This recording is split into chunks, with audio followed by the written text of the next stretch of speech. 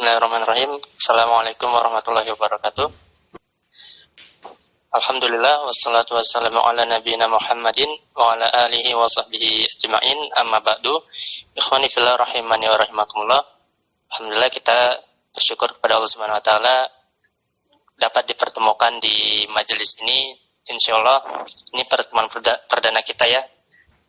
Kita akan sama-sama mengkaji ilmu bahasa Arab dengan menggunakan panduan kitab Mutamimah Al-Ajrumiyah karya Al-Imam Khattab rahimahullah ta'ala.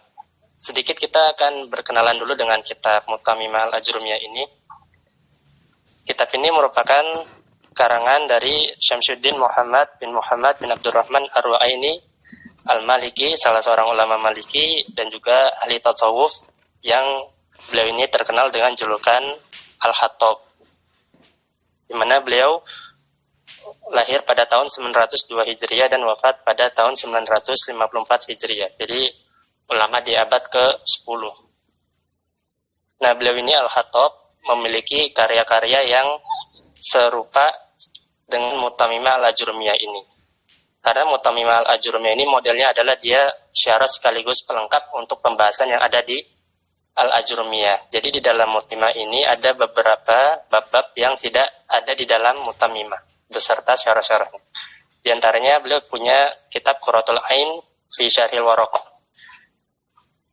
di mana di sana Imam Jalaluddin Al-Mahalli mensyarah kitab Waraqatnya Al-Juwaini, kemudian syarahnya Al-Mahalli ini beliau tambahkan lagi keterangan-keterangan yang memudahkan kita sebagai pembelajar usul fikih dalam mazhab Syafi'i untuk memahami ibarat dalam kitab Jalaluddin Al-Mahalli, yaitu Syarhul Waraqat. Nah, sedangkan kitab Mutamimah Al-Ajrumiyah ini sendiri ini terhitung sebagai kitab syarah dari Mutamimah, syarah dari Al-Ajrumiyah. Matan Ajrumiyah yang sudah sangat fenomenal dan kita semua tahu kualitas dan bobot dari matan tersebut. Nah, cuma bedanya dengan syarah-syarah yang lain, di antaranya Tuhfatus Saniyah ataupun syarahnya Al-Kafrawi dan syarah Tamimah yang lainnya, syarah Ajrumiyah yang lainnya, Mutamimah ini memiliki keistimewaan menurut pandangan saya. Dengan ada dua keistimewaan Mutamimah dibandingkan syarah Ajrumiyah yang lain.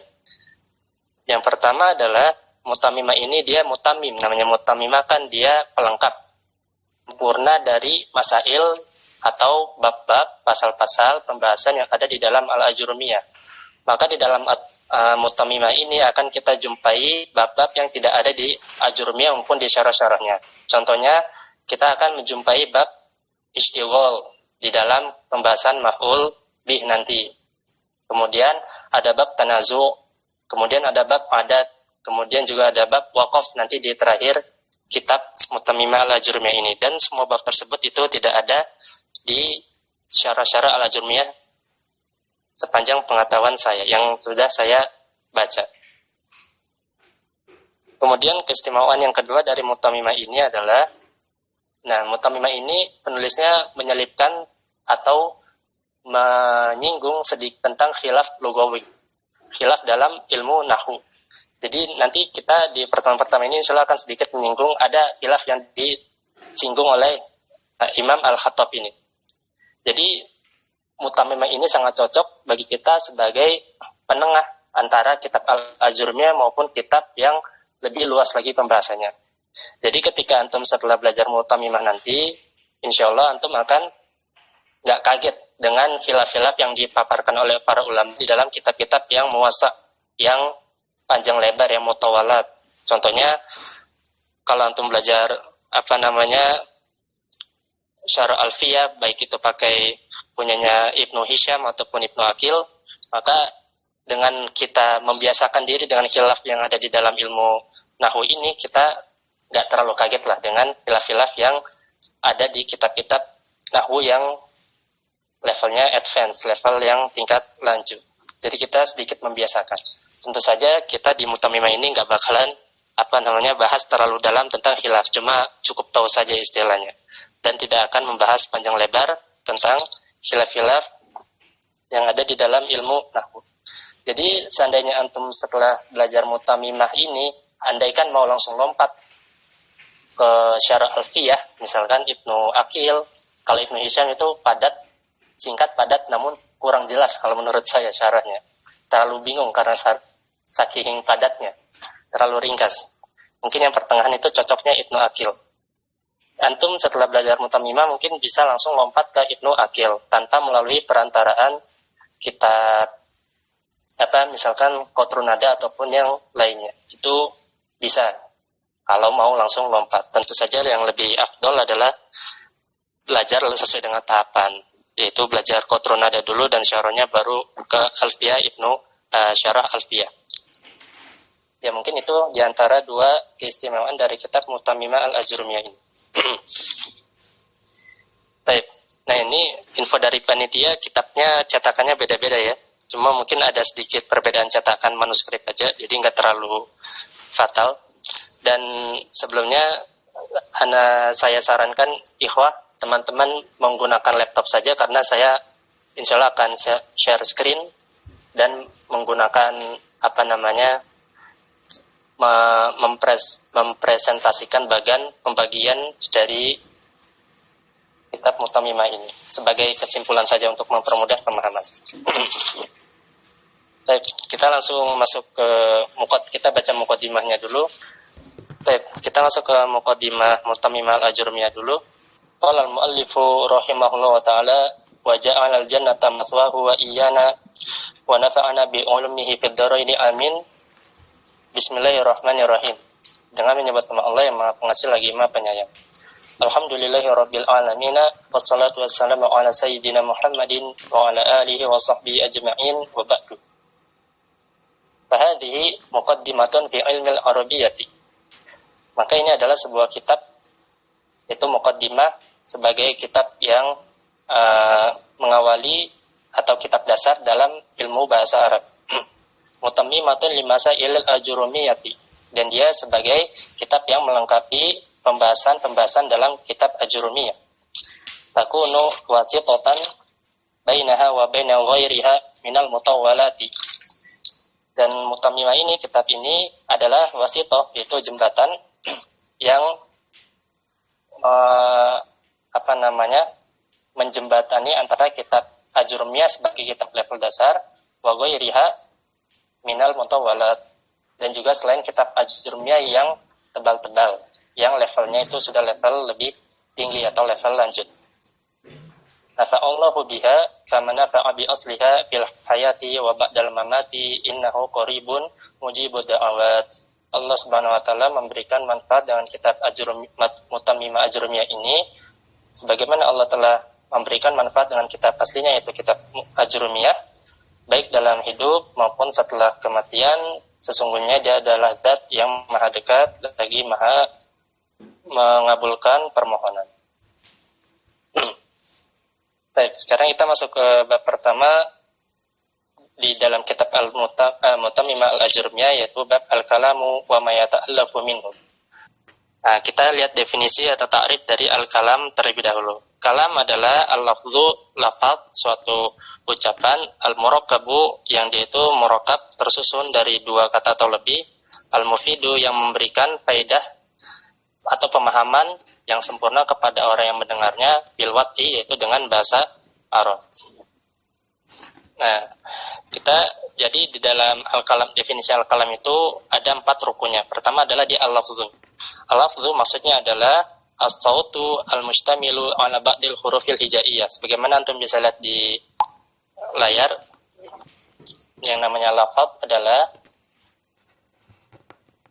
saut, dia segala ucapan, suara ucapan yang mustamil, yang mengandung sebagian dari huruf-huruf hijaiyah. Nah, lafaz ini dia ada 2, ada yang mustakmal ataupun memiliki arti, dan ada yang muhmal. Muhmal itu tidak punya arti. Yang punya arti contohnya adalah Zaidun. Zaidun nama orang, kita tahu ya. Nah, yang muhmal atau tidak punya arti, yaitu adalah contohnya Daizun. Daizun itu adalah kebalikan dari Zaid. Nah, tinggal dibalik Zaid, ya, dal, tinggal dibalik jadi Daiz. Nah, Daiz ini dalam bahasa Arab nggak ada artinya. Contohnya, misalkan dalam bahasa Indonesia ada kata roti. Roti kan ada artinya ya, itu makanan, salah satu makanan. Nah, itu disebut mustakmal, lafadz yang mustakmal, roti, karena ada artinya, salah satu jenis makanan. Tapi kalau misalkan kita balik jadi itor, roti itor. Nah, itor ini dalam bahasa Indonesia ada artinya nggak? Nggak ada kan? Nah, maka itor ini termasuk dalam lafadz yang muhmal. Jadi lafadz itu sendiri adalah semua ucapan yang mengandung huruf hijaiyah, baik dia itu mustakmal, memiliki arti, maupun muhmal, tidak punya arti. Jelas sampai sini yang lafadz. Nah, jadi sekali lagi kita ulang sedikit. Namanya al-kalam itu punya 4 rukun. Lafzun, al-lafadz, al-murakkab, al-mufid, bil-wati. Apa itu al-lafzu? Al-lafzu adalah as-sautu al-mustamilu ala ba'dil hurufil hijaiyah. Setiap ucapan yang mengandung sebagian huruf hijaiyah, baik itu yang bermakna maupun yang tidak bermakna. Nah, sekarang rukun yang kedua adalah al-murakkab. Murakkab, dia adalah matarokkaba min kalimataini fa'aktsaro, yaitu setiap yang tersusun dari 2 kata fa'aktsaro ataupun lebih. Nah, murakkab ini ada 2, ada yang hakikotan, artinya dia memang tersusun minimal dari 2 kata secara kasat mata. Contohnya adalah qoma zaidun. Zaid telah berdiri. Maka ini kan ada 2 kata, ada qoma dan zaidun. Maka ini murakkab yang tarkibnya hakikotan. Memang dia realnya itu adalah 2 kata.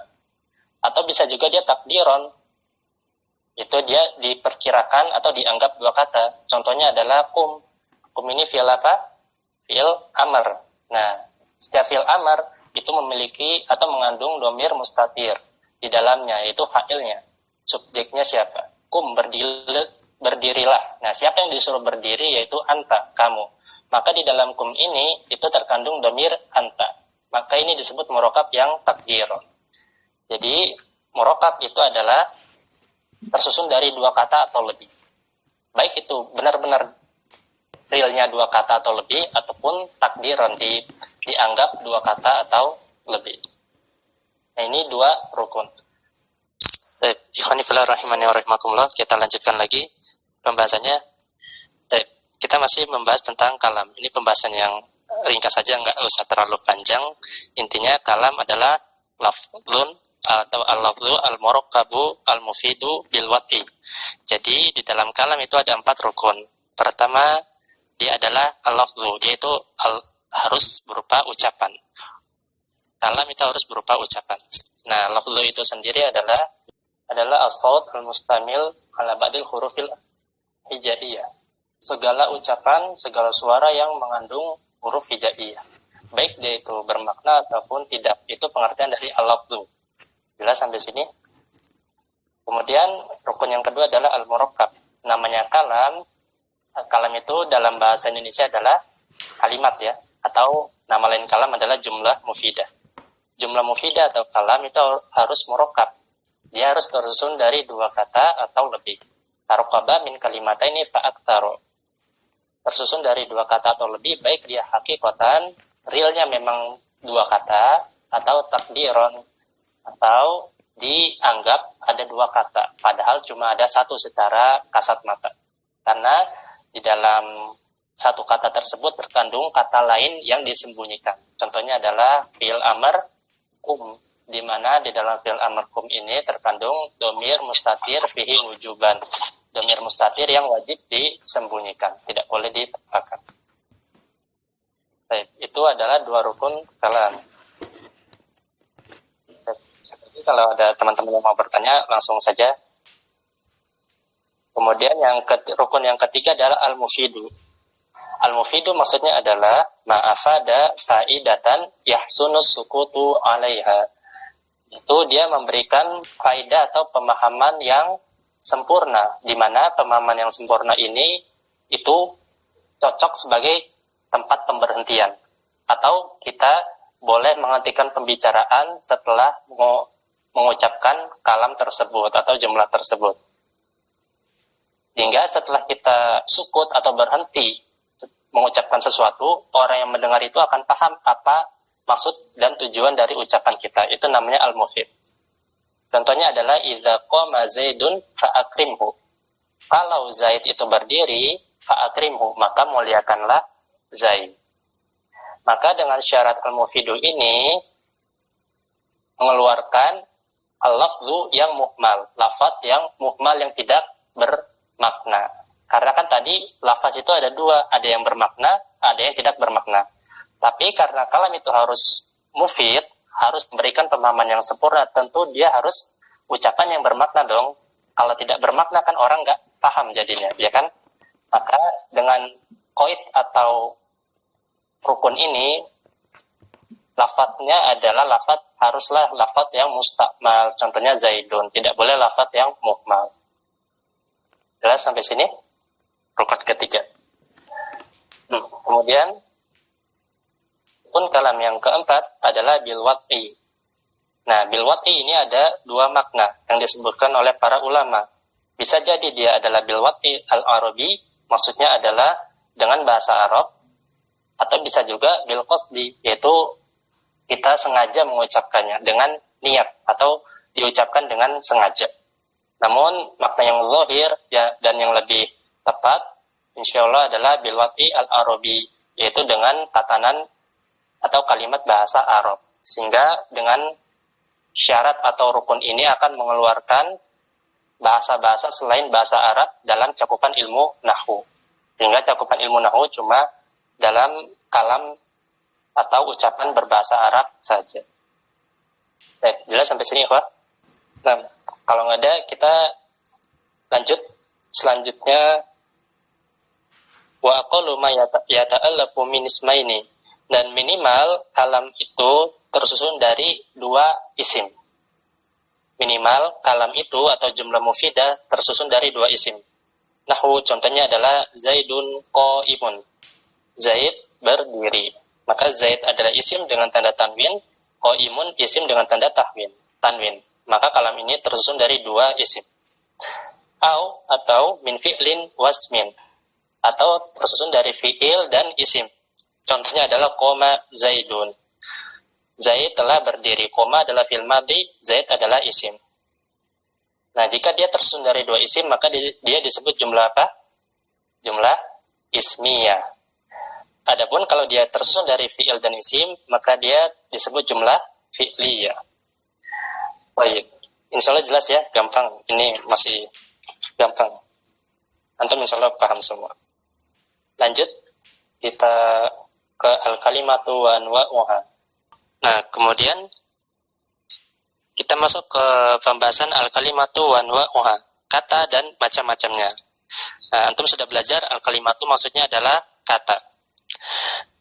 Wal kalimatu penulis mengatakan dan kata adalah qaulun mufradun. Dia adalah qaul yang mufrad. Apa yang dimaksud dengan qaul? Kita kembali ke pembahasan kalam terlebih dahulu untuk melihat. Antum bisa lihat di monitor. Nah, qaul adalah setiap lafaz yang mustakmal. Kan lafaz tadi ada dua, ya kan? Lafaz ada yang mustakmal, ada yang muhmal. Nah, qaul ini dia adalah lafaz yang mustakmal. Sedangkan yang dimaksud dengan mufrad adalah dia lawan dari murakkab. Kalau murakkab apa tadi? Matarokkaba min kalimataini fa aktsar, yang tersusun dari dua kata atau lebih. Nah, mufrad adalah kebalikan dari murakkab. Berarti dia tersusun dari satu saja, satu kata atau tunggal. Maka yang dimaksud dengan al-kalimat itu adalah qaulun mufrad. Setiap lafaz yang bermakna yang dia tersusun dari satu kata. Itu adalah al-kalimatu. Wa hiya ismun wa fi'lun wa harfun ja'a li ma'nan. Dan kata itu ada tiga. Pertama adalah isim, kedua adalah fi'il, dan ketiga huruf yang memiliki makna. Dan ini juga antum sudah belajar semua. Insyaallah paham. Nah, sekarang kita masuk awalan ke alamatul ismi. Nah, sekarang kita akan mengenal tentang alamatul ismi. Awalan dia masuk karena nas'ul khafid, karena huruf jarnya ada yang dibuang. Itu fil awal, yang pertama adalah alamatul ismi. Ciri-ciri isim. Fal ismu isim yu'rafu. Dia itu diketahui dengan al-isnad ilaihi. Yang kedua bil khafdi, khafdi adalah jar.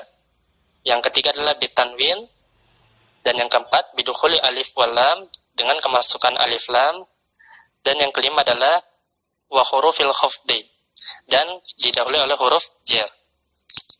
Baik, kita lihat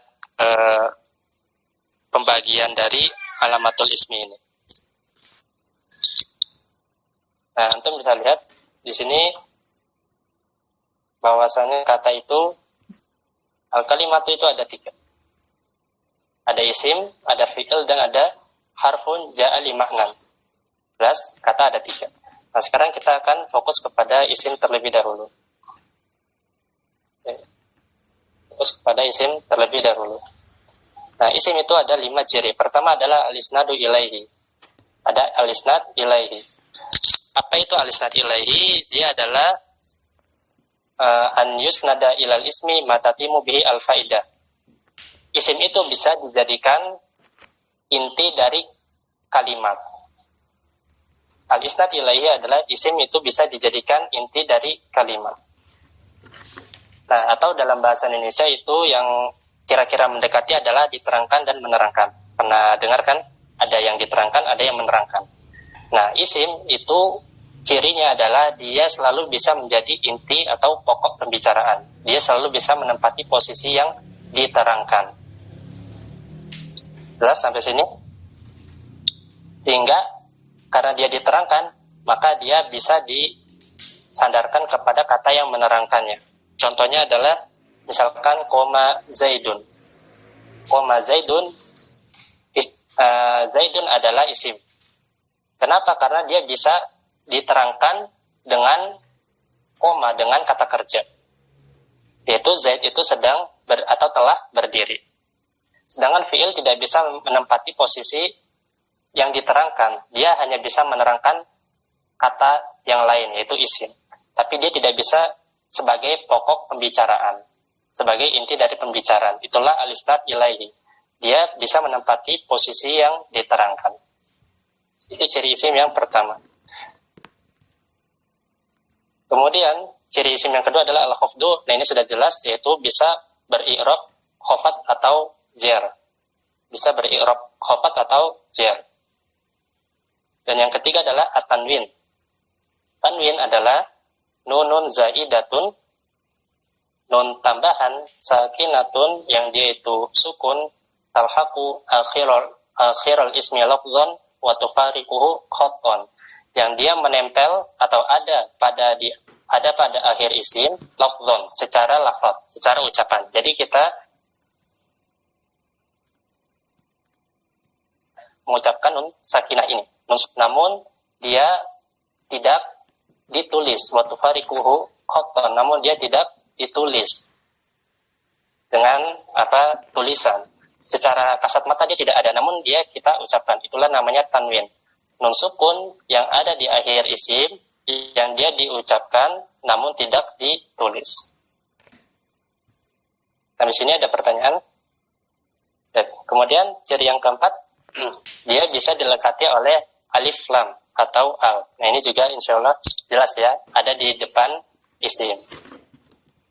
Dan kemudian ciri yang terakhir adalah huruful khafdi, yaitu dia bisa didahului oleh huruf khafat atau huruf jar.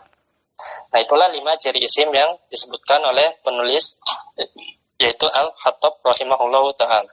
Ya, insya Allah masih gampang ya, antum sudah ada yang belajar mulakhas, apalagi ini cuma murojaah singkat saja. Baik.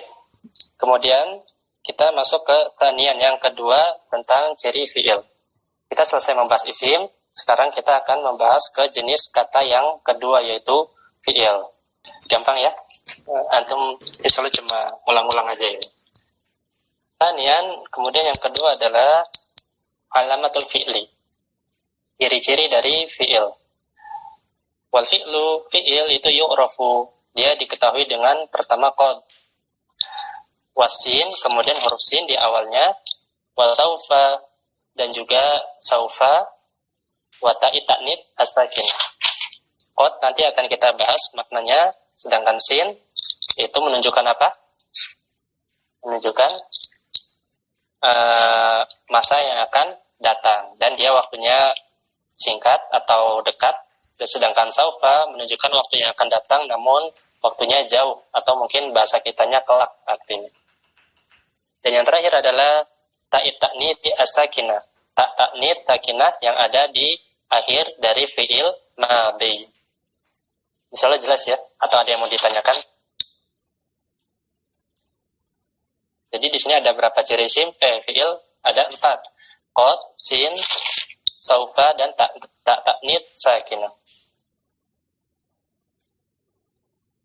Untuk ciri fi'il sendiri sebagaimana yang antum ketahui ini agak tricky. Jadi tidak semua, terkadang ada fi'il yang tidak ada satupun ciri-cirinya yang sudah disebutkan, ya kan? Seperti koma ada qad nggak ada, ada sin nggak ada saufa nggak ada ta'nid sakinah juga nggak ada. Jadi di sini para ulama menyebutkan ciri fi'il hanya untuk memudahkan saja, dan tidak selalu cirinya seperti ini, ada ciri yang lain. Sebagaimana Ibnu Malik rahimahullah dalam bait Alfiyahnya mengatakan bita fa'alta wa atat wa yaf'ali wa nuni aqbilan fi'lun yanjali. Beliau mengatakan ciri fi'il itu adalah huruf dhamir ta mutaharrika, kemudian atau dhamir rafa, kemudian ada ta'nid sakinah, kemudian ya muannatsa mukhatabah dan nun taukid. Cirinya itu berbeda dengan yang disebutkan dengan al-khatab di mutamimah. Intinya ketika antum atau kita belajar ciri fi'il, maka itu untuk memudahkan kita dalam mengenal fi'il, karena sudut pandang kita sebagai pemula dalam ilmu nahwu, pembelajar pemula, sehingga para ulama mempermudah dengan menyebutkan ciri yang sekiranya mudah saja, walaupun seringnya kita tidak menemukan ciri-ciri fi'il pada suatu fi'il itu sendiri. Baik. Kemudian kita masuk selanjutnya. Sekarang kita akan mengenal atau lebih mengkerucut tentang fi'il. Nah, fi'il itu ada 3 macam. Anwa'ul fi'li, macam-macam fi'il, wal alamatul lati tumayyizul af'ala ba'daha an ba'din. Macam-macam fi'il serta tanda-tanda yang membedakan masing-masing fi'il tersebut, serta tanda-tanda atau ciri-ciri yang membedakan masing-masing jenis fi'il tersebut. Nah, fi'il itu ada 3. Pertama adalah fi'il madhi. Nah, fi'il madhi ini menunjukkan waktu lampau, sebagaimana yang telah kita ketahui. Wa yu'rafu, dan fi'il madhi ini diketahui atau dikenali dengan ciri sebagai berikut, yaitu beta ta'nid sakinah dengan ta'nid sakinah. Cuma satu saja cirinya. Nahwu, contohnya adalah qomat wa qa'adat. Qomat, dia perempuan telah berdiri, wa qa'adat, dia perempuan telah duduk. Nah, ta'nid sakinah itu melekat pada akhir fi'il madhi, yaitu tak sukun di akhir fi'il madhi tersebut. Insyaallah jelas ya. Gampang yang ini. Wa minhu, dan termasuk fi'il madhi adalah ni'ma wa bi'sa. Ni'ma artinya apa? Asyamsul?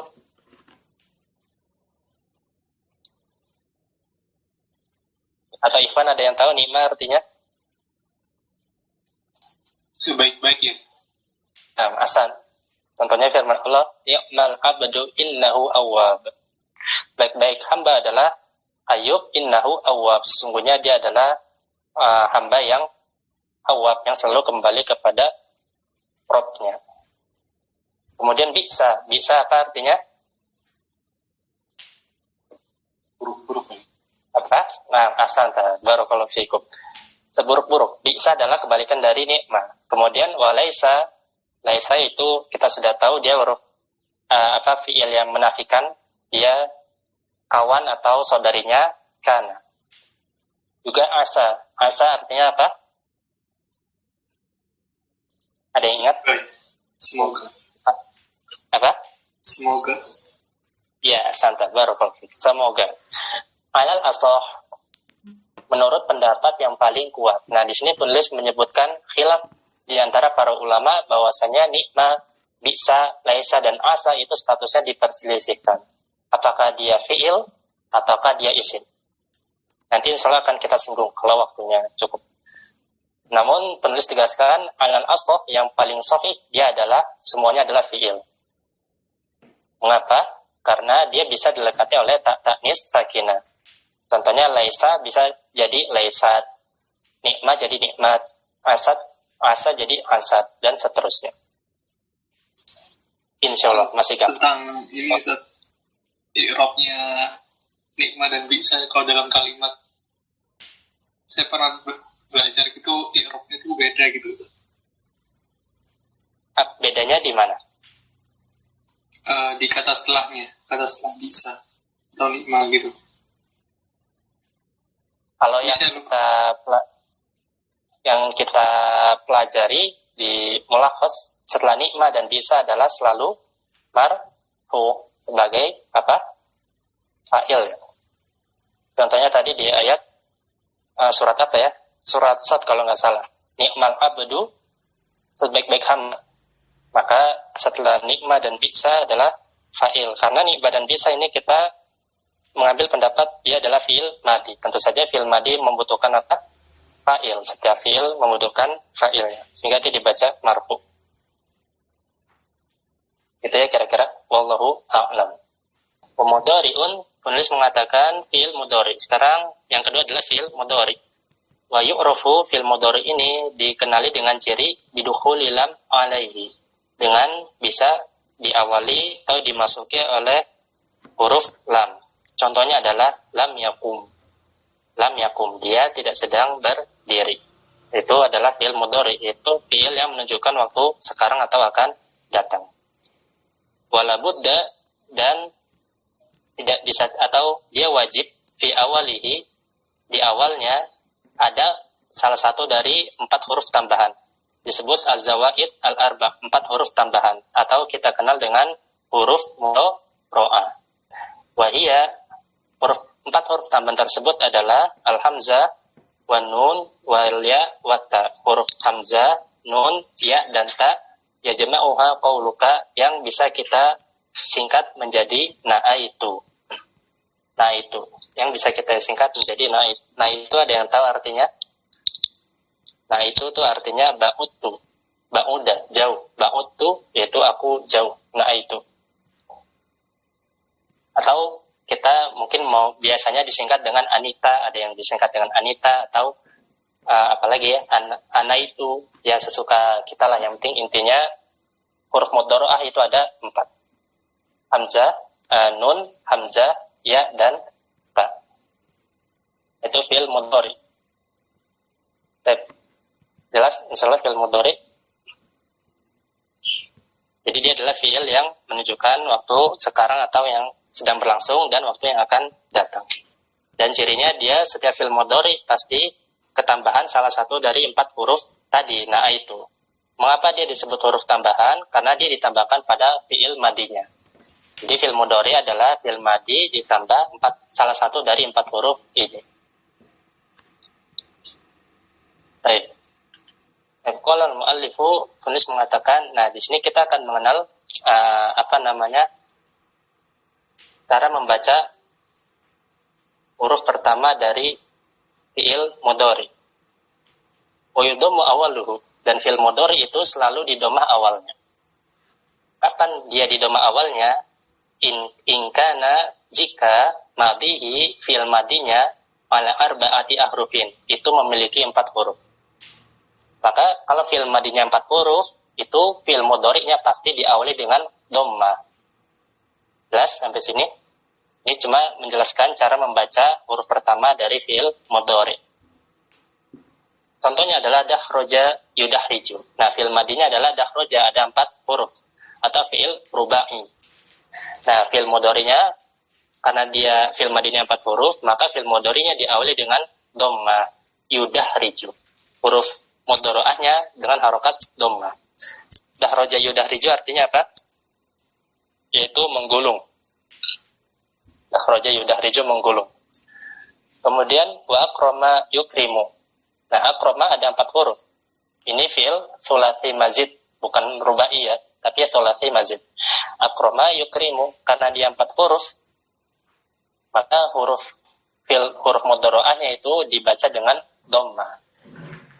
Akrama yukrimu jelas artinya yaitu memuliakan. Kemudian farroha yufarrihu. Nah, ini fi'il sulasi mazid atau rubai, faraha yufarihu, fi'il sulasi mazid. Tapi kan intinya dia ada 4 huruf gitu kan, fi'il madinya.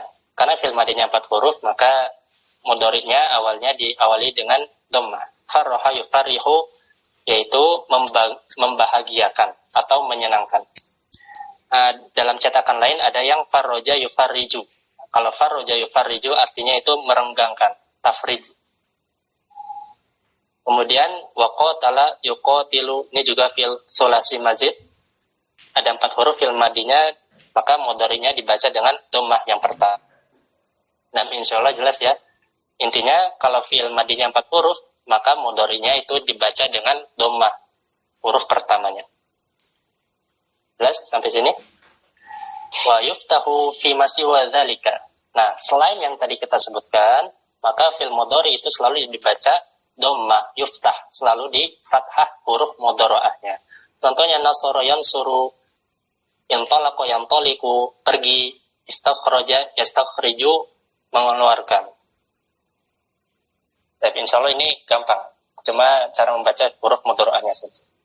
Dan yang terakhir kita masuk ke tentang fi'il amar. Dan setelah kita selesai membahas fi'il madi dan mudhari, kan baru 2 jenis fi'il, sedangkan fi'il itu ada 3.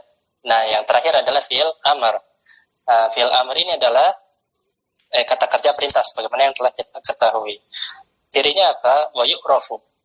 Fi'il amar itu dikenali atau diketahui dengan 2 ciri. Dan kedua ciri ini harus ada, tidak bisa salah satunya saja. Pertama adalah bidalalatihi ala thalab. Dia mengandung makna perintah. Setiap fi'il amar wajib mengandung kata perintah. Tidak boleh tidak. Kemudian fi'il amar ciri yang kedua, wa qabulihi ya al-mukhatabati. Dan dia bisa menerima ya mukhatabah. Bisa menerima ya mukhatabah. Yaitu ya mukhatabah adalah huruf ya pada dhamir anti di fi'il mudhari. Contohnya misalkan taf'alina. Nah, itu ya-nya itu taf'alina, ya-nya itu disebut ya mukhatabah. Nah, kalau di fi'il amr ya tentu yang disesuaikan dengan dhamir anti. Contohnya if'ali, atau di sini contohnya umi watribi. Umi fi'il amr, mengapa? Karena dia mengandung terpenuhi 2 syaratnya. Pertama, dia mengandung makna perintah, yaitu perintah untuk berdiri. Kedua, itu bisa dilekati dengan ya mukhatabah, yaitu perintah untuk seorang perempuan atau kamu perempuan, anti. Kumi, berdirilah kamu wahai perempuan. Kemudian yang kedua, idribi juga dia fi'il amr sebab terpenuhi 2 syaratnya. Ingat, 2 syaratnya wajib terpenuhi, tidak boleh pilih salah satu. Idrib, sehingga fi'il idrib dia adalah fi'il amr. Mengapa? Karena dia pertama bisa atau bermakna perintah. Berdirilah. Idrib apa? Pukullah. Kemudian yang kedua, idrib bisa dilekati ya mukhatabah menjadi idribi. Pukullah kamu wahai perempuan. Sehingga idrib dia adalah fi'il amr. Wa minhu, dan termasuk fi'il amr adalah hati wa ta'ala alal asah. Termasuk fi'il amr adalah kata hati yang artinya datangkanlah, wa ta'ala, yaitu ta'ala artinya apa? Kemari, kesinilah gitu. Alal asah menurut pendapat yang paling kuat. Karena di sana ada khilaf apakah hati sama ta'ala ini fi'il ataukah huruf atau isim. Maka fi'il itu atau ta'ala dia adalah fi'il ataukah fi'il amr ataukah isim fi'il amr. Namun menurut penulis menurut Al-Khattab yang paling kuat, hati dan ta'ala itu adalah fi'il amr. Contohnya qul hatu burhanakum. Di dalam Al-Qur'an Allah berfirman qul hatu burhanakum. Katakanlah, datangkanlah burhanakum, alasan atau bukti-bukti kalian. Maka hatu di sana adalah fi'il amr. Kemudian Yang ta'ala contohnya adalah qul ya ahlal kitabi ta'alau ila kalimatin sawa'in bainana wa bainakum dan seterusnya. Maka ta'alau atau ta'ala dia juga adalah fi'il amr. Insyaallah akan kita bahas di pertemuan selanjutnya sekaligus merangkum pembahasan kita pada kali ini. Dan sampai sini dulu ikhwah, kurang lebihnya mohon maaf. Wassalamualaikum warahmatullahi wabarakatuh. Wa ala alihi washabihi wasallam. Subhanakallahumma bihamdik asyhadu an la ilaha illa anta astaghfiruka wa atubu ilaik. Assalamualaikum warahmatullahi wabarakatuh.